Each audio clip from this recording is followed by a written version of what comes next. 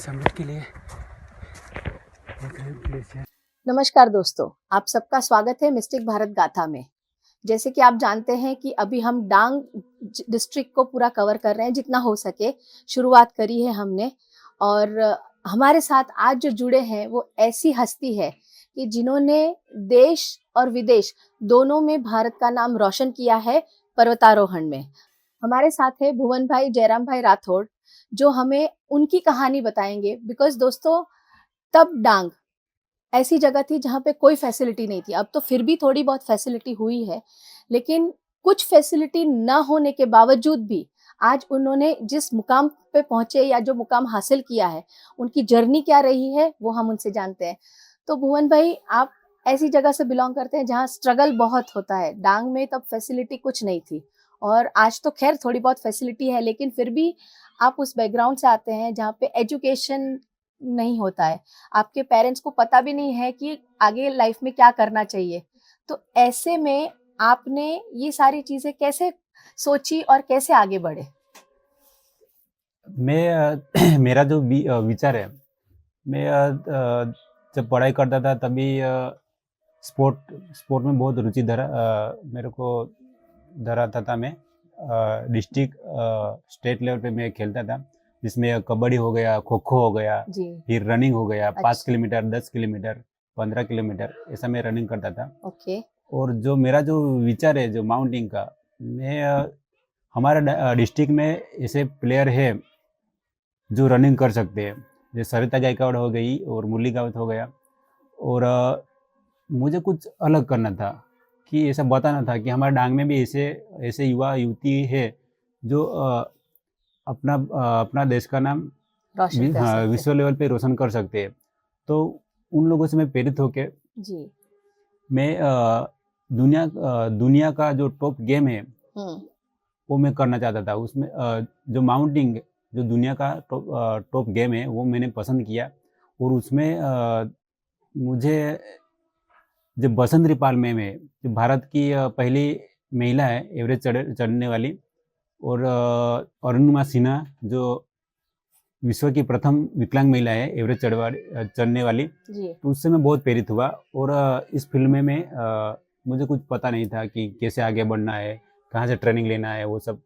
तो मेरा जो भाई है उससे मैंने उसको, जो बड़ी मम्मी का जो लड़का है, उससे मैंने बोला कि भाई मुझे इस फील्ड में आगे जाने का है।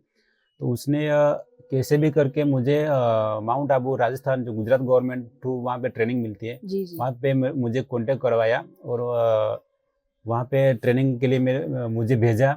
और मेरा अच्छा था, मतलब मैं बचपन में ही जो पेड़ों पे चढ़ने का वो सब मेरे को शौक था। हाँ, शौक था। तो उसके हिसाब से मैं वहाँ पे अच्छा कर पाया। राइट।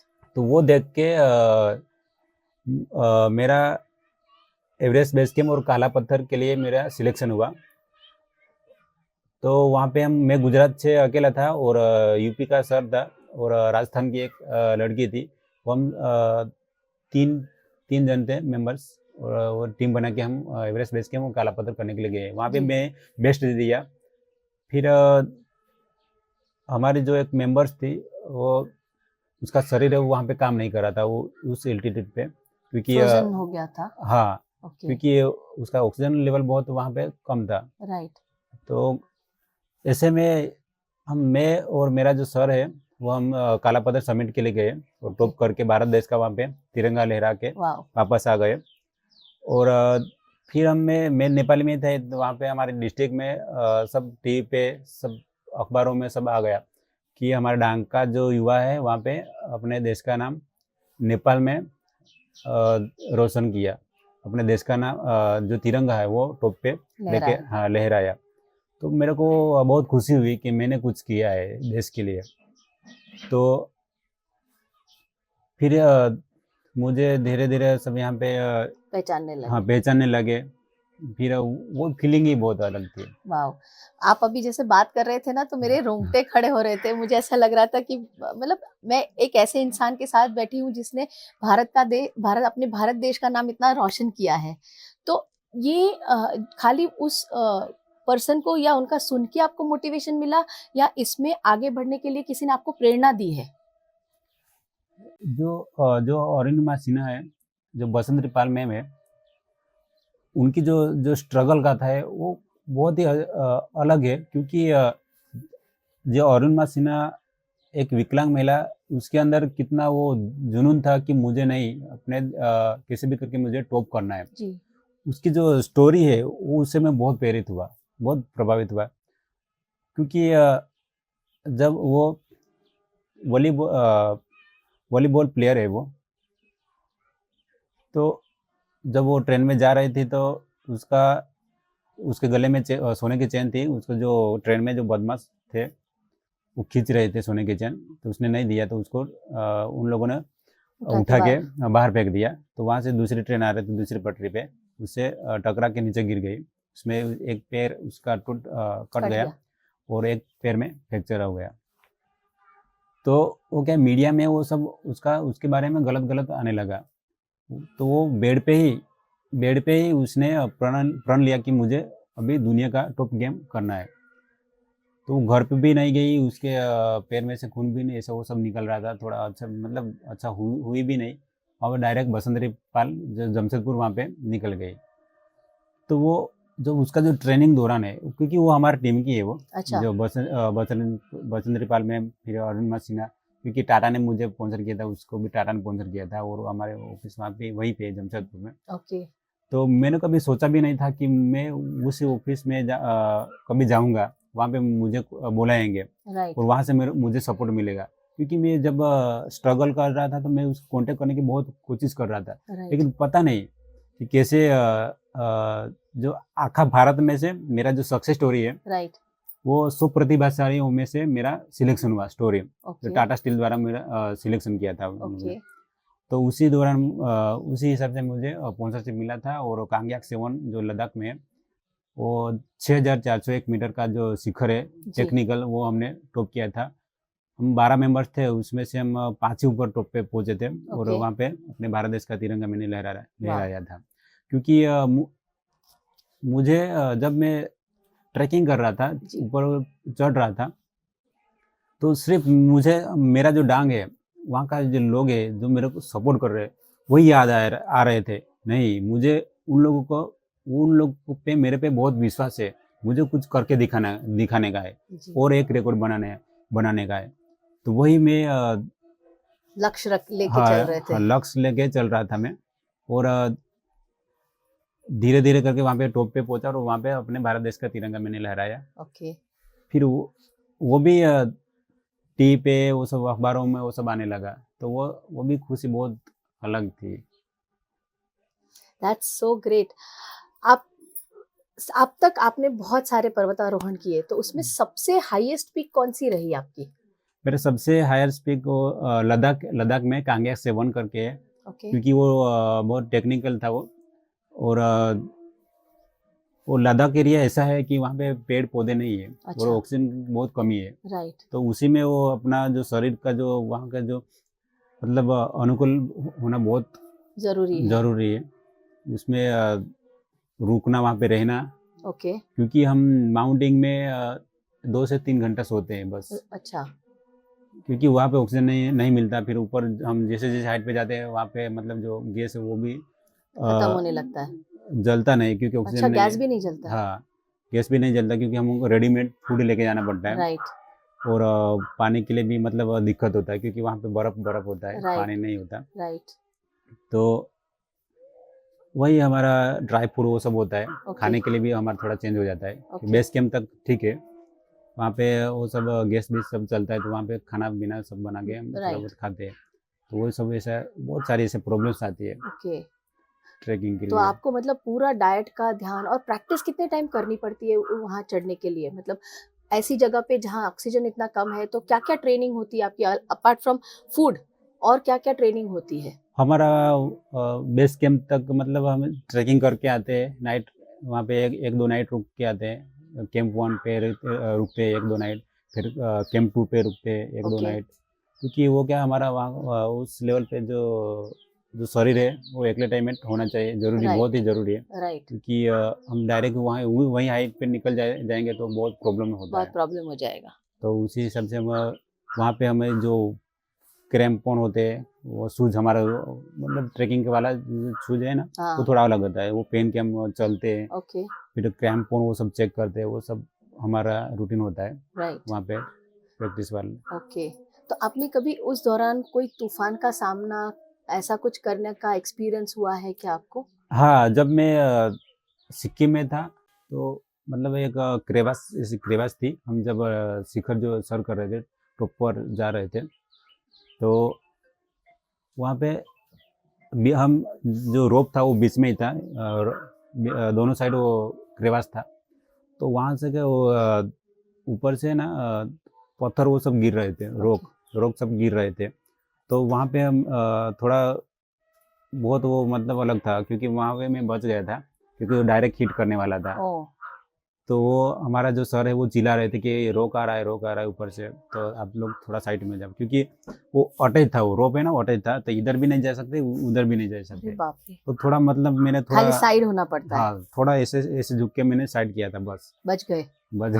माय मतलब ऐसा गुडनेस। ऐसा ऐसा प्रॉब्लम्स होता है, क्योंकि माउंटिंग ऐसा फील्ड है कि फिजिकली मेंटली स्ट्रांग होना चाहिए बस। बिल्कुल बिल्कुल, उस क्योंकि मोमेंट पे डिसीजन ले पाने चाहिए। हाँ, क्योंकि हमारी जो ट्रेनिंग है ना वो बहुत हाई हाई लेवल पे होती है, मतलब वहाँ पे हमारा मेडिकल चेकअप होता है, ओके फिर वेट लेके जाना पड़ता है, रनिंग वो हमारा खास मतलब ज़रूरी है, जी, रनिंग। तो डेली प्रैक्टिस करवाते हैं। हाँ, सब डेली तो करवाते हैं। अभी अभी जैसे मान लो कि अभी आपका माउंटेनिंग नहीं चल रहा है, तो भी आपका ट्रेनिंग चालू रहता है क्या? हाँ, मेरा यहाँ पे मैं घर पे रहता हूँ, तो मेरा सुबह का रनिंग वो सब चालू रहता है, क्योंकि ओके रनिंग ज़रूरी है, क्योंकि वो जो हम श्वास मतलब लेते हैं वहाँ पे, राइट तो वो ज़्यादा प्रॉब्लम नहीं होता प्रॉब्लम। वहाँ पे। ओके, यहाँ तो वैसे भी ऊपर नीचे चढ़ान ये सब है, तो हाँ, स्ट्रेंथ लगता ही लगता है रनिंग में, और ट्रेनिंग थोड़ी बेटर हो जाती है हाँ, जस्ट बिकॉज रोड्स ऊपर नीचे है। तो ये सब करने में आई एम श्योर आपको बहुत सारे अवार्ड्स मिले होंगे, हाँ। राइट? तो आप अपने अवार्ड्स और रिकग्निशन के बारे में कुछ बताना चाहेंगे हमें? हाँ, मुझे अभी तक डिस्ट्रिक्ट और स्टेट लेवल पे बहुत सारा सम्मान भी मिला हुआ है, और मेरे हाथों से प्रजासत्ताक दिन का ध्वजवंदन भी मैंने किया हुआ है, ओके और अभी तक मुझे डांग रत्न अवार्ड से भी सम्मान किया हुआ है, वाओ और जो हमारा गुजरात का जो सीएम है, जो मुख्यमंत्री भूपेंद्र भाई पटेल, उससे हस्ते भी मुझे सम्मान किया हुआ है, ओके और ऐसे बड़े-बड़े जो गवर्नमेंट जो प्रोग्राम्स होते हैं वहाँ पे मुझे इनवाइट करते हैं, वो बहुत खुशी होती है। जी, और ये चीजें क्या आपको मोटिवेट करती है? हाँ, ज़रूर। तो ये चीजों से और उत्साह बढ़ता है आपका कि और आगे कुछ करे? हाँ, अभी मेरा जो अगला जो लक्ष्य है, जी जो दुनिया का सबसे बड़ा जो जो शिखर है माउंट एवरेस्ट, राइट वो टॉप करना है। ओके उस पे दुनिया का सबसे बड़ा फ्लैग अपने भारत देश का लेके जाने का है, ओके और ऐसा रिकॉर्ड बनाने वाला अपना भारत देश दुनिया में पहला देश बन जाएगा, और रिकॉर्ड गिनीज बुक में दर्ज हो जाएगा। उसकी वाओ! मैं भी तैयारी कर रहा उसके हूँ। लिए कहा जाता है कि हार्डली कोई कर पाता है माउंट एवरेस्ट का, हाँ, बहुत डिफिकल्ट है। क्योंकि मुझे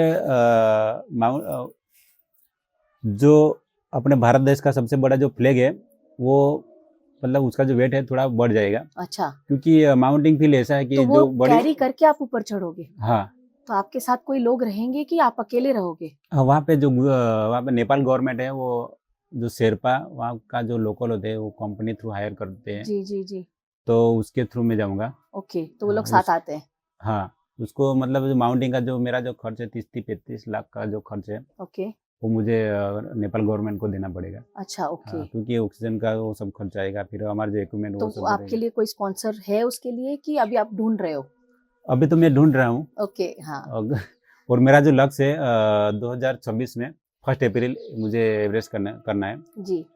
तो उसकी अभी मैं तैयारी में हूँ। ओके, होप हमारे जो दर्शक देख रहे हैं और उनमें से अगर कोई मोटिवेट हो जाते हैं और आपको स्पॉन्सर करते हैं, तो I will be more than happy, हाँ, क्योंकि अगर भारत देश का नाम मतलब एवरेस्ट पे जाके अपना सबसे बड़ा झंडा फहराते हैं, तो ये बहुत प्राउड मोमेंट होगा। हाँ, क्योंकि हम माउंटिंग में ऐसा है कि जो छोटी चॉकलेट होती है वो भी 10 केजी जितना लगता है, जितना अरे, वेट बढ़ जाता तो है। टोटल आप वेट कितना कैरी करते हो? मैं 25 से 30 केजी। उतना कैरी हाँ, करते हो? क्योंकि मैं जब माउंटिंग फील्ड में रहता हूँ तो जो मेरे साथी होते हैं वो भी सोच में पड़ जाते हैं कि आप ऐसे कैसे कर लेते हो। मैं तो बोल देता हूँ कि मैं एक डांग डिस्ट्रिक्ट से मतलब ऐसे अंतरियार मतलब जंगल विस्तार में से आता हूँ। जी एक ऐसे विस्तार में से कि मैंने बचपन से ही हार्ड वर्क किया हुआ है और जी स्पोर्ट डिस्ट्रिक्ट लेवल में, डिस्ट्रिक्ट और स्टेट लेवल में जी का प्लेयर भी हूँ। राइट। तो हम मुझे ये सब मतलब ज़्यादा हार्ड हार्ड नहीं लगता, वो सब मैंने किया हुआ जुनून है। है, बस हाँ, देश के अंदर लिए कुछ करना है, वो हाँ, जुनून है। हाँ, देश के लिए कुछ करना है और जो मेरा जो लक्ष्य है, वो लेके मैं चलता हूँ चलते क्योंकि हो। मुझे पता है कि जो सफलता का रास्ता है बहुत कठिन होता है। जिस रास्ते में कठिनाई नहीं होएगी, वो समझ जाना कि वो रास्ता सफलता की ओर नहीं जा नहीं रहा है। जाता है। तो वही मैं ध्यान लेके मैं बहुत सारे स्कूल कॉलेजों में जाता हूँ मोटिवेशन के लिए। जी जी जी। जैसे सूरत हो गया, वलसाड़ हो गया, फिर ये बारडोली, वो सब दूर-दूर में मुझे बुलाते हैं ओके मोटिवेशन के लिए। मैं जाता हूँ क्योंकि ये 9वीं क्लास और 11वीं क्लास में जो अरुणिमा सिन्हा है, बसंत पाल में जो माउंटिंग के बारे में पढ़ाया जाता है, जी मैं जी। जाता हूँ लाइव उन लोग को बताता हूँ कि ओके ऐसा-ऐसा होता है, ऐसा-ऐसा। वो लोग मुझे पूछते भी हैं, अच्छा। सवाल-जवाब भी पूछते हैं ओके कि आप कैसे रहते हो, क्या खाते हो, वो सब। मुझे अच्छा लगता है। कोई-कोई तो मुझे ऐसा भी बोलता है कि मुझे भी आपके जैसा बनना है। मुझे बहुत खुशी होती है राइट। कि कोई मुझे देख के उसका जो विचार है, वो चेंज होता है और वो आगे बढ़ना चाहता है। जी तो वो मेरे लिए बहुत अच्छा मतलब प्राउड फील होता है यस क्योंकि डेफिनेटली। मैंने क्योंकि ऐसे-ऐसे मैं जब पढ़ाई करता था कि ऐसे-ऐसे जो बड़े-बड़े लोग थे, मुझे भी ऐसा लगता था कोई आपके आपके जो नज़दीक आके अपने को मिले, राइट।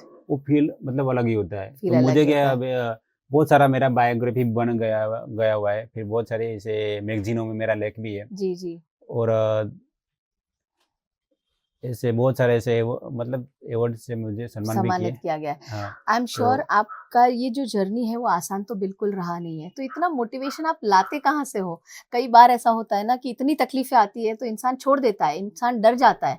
तो आपके अंदर इतना मोटिवेशन कहाँ से आता है? मैं जब मैं ये सब अच्छा जो काम करता हूँ, तो वो लोगों को अच्छा लगता है कि आप अच्छे कर रहे हो, अपने देश के लिए, अपने राज्य के लिए। तो मुझे बहुत अच्छा लगता है क्योंकि अभी बीच में जो जीपीएस है, यूपीएस जो भारत का जो टॉप एग्ज़ाम होता है, राइट राइट। उसमें मेरे रिलेटिव प्रश्न भी पूछे गए हुए हैं, सवाल-जवाब भी पूछे गए हैं। ओके तो ओके। वो मेरे लिए बहुत गर्व की बात है। गर्व की बात था कि कोई मेरे बारे में जो बड़े-बड़े जो अधिकारी बनने जा रहे हैं, वो मेरे बारे बारे में ऐसे पूछ रहे हैं। हाँ, मतलब सीखते हैं, वो मेरे बारे में मतलब जानते हैं, तो वो बहुत तो ये अच्छा चीज़ें आपको बहुत मोटिवेट करती है। अ, दैट्स वंडरफुल। हमारे यूथ को आज आप जानते हैं कि हमारा यूथ काफ़ी मतलब कई बार ऐसा होता है कि दिशाहीन हो जाता है। उसको समझ में नहीं आता है कि लाइफ में क्या करे। ऐसे कई यूथ हैं जिनको बहुत कुछ करना है पर उनको दिशा नहीं मिलती। तो उनके लिए आप क्या मैसेज देना चाहोगे? आप उनको प्लीज़ मैसेज दीजिए। हाँ, मैं जो आने वाले जो युवा पीढ़ी है, उसको मैं यही एक ही संदेश देना चाहूँगा। मैं मैं खुद ज़्यादा पढ़ा-लिखा नहीं हूँ, खाली 12वीं तक पढ़ा हूँ, लेकिन मेरा अंदर का जो सोच है, मेरा जो काम है, बहुत बड़े हैं और मैं तो एक ही बात बोलना चाहूँगा कि अपने काम को एक लक्ष्य बना के करना चाहिए, तो उसमें सफलता ज़रूर मिलती है क्योंकि कोई काम छोटा नहीं होता। अभी मैंने बहुत सारा ऐसे किताबों में पढ़ा हुआ है कि ऐसे-ऐसे बड़े-बड़े लोग जो बन गए हुए हैं, वो ज़्यादा पढ़े नहीं नहीं है, लेकिन आज दुनिया में वो लोग अमर हैं और आप क्रिकेटरों में देख सकते हो, फ़िल्म इंडस्ट्री में देख सकते हो, वो जी। ज़्यादा पढ़े-लिखे नहीं है, लेकिन आज वो टॉप पे है। तो वही मुझे मोटिवेट करता है और वही मैं उसी को मैं प्रेरणा बना के मैं आगे बढ़ता हूँ। तो मैं युवाओं को यही बताना चाहूँगा कि पढ़ाई-लिखाई कोई मायने नहीं रखता। अपने जो काम है उसको मतलब कोई भी स्पोर्ट है या कोई पढ़ाई लिख के कोई कुछ भी आगे अगर वो पढ़ने में आगे हैं और पढ़ना चाहते हैं तो उसमें भी पर लक्ष्य बनाएँ। हाँ, एक लक्ष्य बना के उसको करना चाहिए तो उसमें सफलता ज़रूर मिलती है। राइट। तो दोस्तों अगर आप कोई भी हो चाहे पढ़ाई की फील्ड हो पर पढ़ाई देखो अगर इनको तो फैसिलिटी नहीं मिली थी तब टाइम वो अगर उनको फैसिलिटी मिलती तो वो डेफिनेटली आगे पढ़ पाते। तो कई लोग हैं जिनको फैसिलिटी नहीं मिलती और नहीं पढ़ पाते हैं तो भी हताश ना हो, इनकी तरह मोटिवेटेड रहे और लाइफ में कुछ करे। लेकिन जिनको फैसिलिटी है पढ़ने की वो प्लीज पढ़ने पे भी फोकस करें और लाइफ में कुछ ऐसी चीज जो आपको पसंद हो उसे अपना गोल बना के चले। और कुछ कहना चाहेंगे? जो अपने अंदर जो स्किल है उसको डेवलप करे, जी। क्योंकि जो अपने खुद को पता होती है कि अपनी ताकत अपनी क्या, कोई पेंटर में अच्छा होता है, कोई स्पोर्ट में कोई अच्छा होता है, जी तो जी उसको जी, डेवलप करके आगे बढ़ना चाहिए। आगे बढ़ना चाहिए और चाहे कितना भी हार मिले, कुछ भी मिले, डटे हाँ, रहना चाहिए। हाँ, क्योंकि मुझे इतनी सारी प्रॉब्लम्स आई है, क्योंकि फाइनेंस आप में कुछ जब प्रॉब्लम शेयर करना चाहेंगे तो लोगों को भी ये मोटिवेशन मिले, बिकॉज आई एम श्योर कितने लोग होंगे जो कुछ ना कुछ प्रॉब्लम फेस कर रहे होंगे। अगर आप अपनी थोड़ी प्रॉब्लम शेयर करोगे तो शायद उन्हें मोटिवेशन मिल जाए। हाँ, मैं खुद मुझे मेरे माँ-बाप हैं वो ज़्यादा पढ़े लिखे नहीं है, तो कोई कि किसी का जो माँ-बाप होते हैं वो पढ़े लिखे होते हैं, तो अपने बच्चे को मतलब अपने बेटे को एक अच्छा गाइडलाइन देके आगे बढ़ाते हैं कि बेटा इस फील्ड में जाओ, ऐसे-ऐसे करो, ये ऐसा वो गाइडलाइन देते रहते हैं। मुझे गाइडलाइन देने वाला कोई नहीं था। फिर भी मुझे मेरे अंदर एक जुनून था कि मुझे कुछ करना है, देश के लिए कुछ करना है, कुछ आगे बढ़ना है। तो मैं ये एक लक्ष्य बना के मैंने ठान लिया था कि प्रॉब्लम्स बहुत सारी आती है, सफल मतलब जब हम ट्रैवल्स करते हैं, इस ऐसे सफ़र करते हैं तो ऐसे बहुत सारी ऐसे प्रॉब्लम्स आती है। जी जी, उसको उसको अपनी ताकत बना के आगे बढ़ना चाहिए, क्योंकि जो माउंटेनिंग फील्ड है बहुत सारा खर्चाल है। मेरे राइट। माँ-बाप खेती करते हैं, वो इतनी सारी इनकम नहीं है कि मैं ऐसा लाखों-लाखों रुपया मैं उसके पास लेके आगे माउंटेनिंग कर सकूँ। जी तो मेरा जो अच्छा काम देख के लोगों ने जो ट्रस्ट है, जैसे लोगों ने बहुत सारा मेरे सपोर्ट किया हुआ है, और यहाँ तक मैं पहुँचा हूँ 2 इंटरनेशनल और 3 नेशनल शिखर, और बहुत सारे मैगज़ीनों में मेरा लेख भी है, और ऐसे बहुत सारे मेरे मेरे रिलेटिव बायोग्राफ़ी भी बन गई हुई है, और ऐसे बड़े-बड़े अ,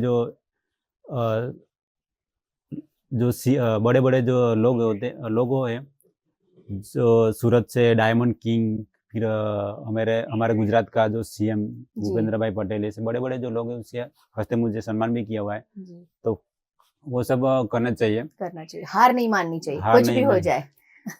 जी भुवन जी, आपका बहुत-बहुत धन्यवाद हमारे साथ आए, थैंक जुड़े यू। और हमारे दर्शकों को आपने मोटिवेट किया। और हम आपके लिए बहुत सारी ढेर सारी विशेस देते हैं कि एक दिन हम भी बैठ के देखेंगे कि आप माउंट एवरेस्ट पे भारत का सबसे बड़ा झंडा फहरा रहे हैं। और ज़रूर, दर्शकों, ज़रूर। आपको इनको कुछ भी बताना है, इनके लिए विशेस देनी है, आप प्लीज कमेंट में लिखिए। और अगर आपको टाइम मिले तो हम आपसे शेयर करेंगे, और उनको अगर आप खुद रिप्लाई कर पाए तो वो लोग भी खुश होंगे। अगर हम प्रॉमिस नहीं करते क्योंकि उनकी ट्रेनिंग और उनका बहुत शेड्यूल टाइट होता है, लेकिन फिर भी हम कोशिश करेंगे। अगर आप कुछ लोगों को जो सही मायने में हमें लगेंगे कि उनको कुछ करना है, तो आप 2 शब्द उनके लिए लिख पाओगे हमारे चैनल पे? हाँ, लिख पाऊँगा। ग्रेट, तो प्लीज कमेंट करिए ताकि उन जो भी इनसे मोटिवेटेड होते हैं और कुछ करना चाहते हैं तो वो खुद आपको कमेंट करेंगे, ये हम कोशिश करेंगे। आप अंत में कुछ कहना चाहेंगे? बस ऐसे ही अपना लक्ष्य बना के आगे बढ़ो, और अपना देश और अपना राज्य, अपना डिस्ट्रिक्ट का नाम रोशन करो, और अपना माँ-बाप का नाम रोशन करो। वही वही है। जी, खूब-खूब धन्यवाद। थैंक तो दोस्तों, ये जो एपिसोड है इनके साथ अगर आपको पसंद आया हो तो प्लीज़ शेयर करें, लाइक करें और सब्सक्राइब करें और हमें ढेर सारा प्यार दें। धन्यवाद।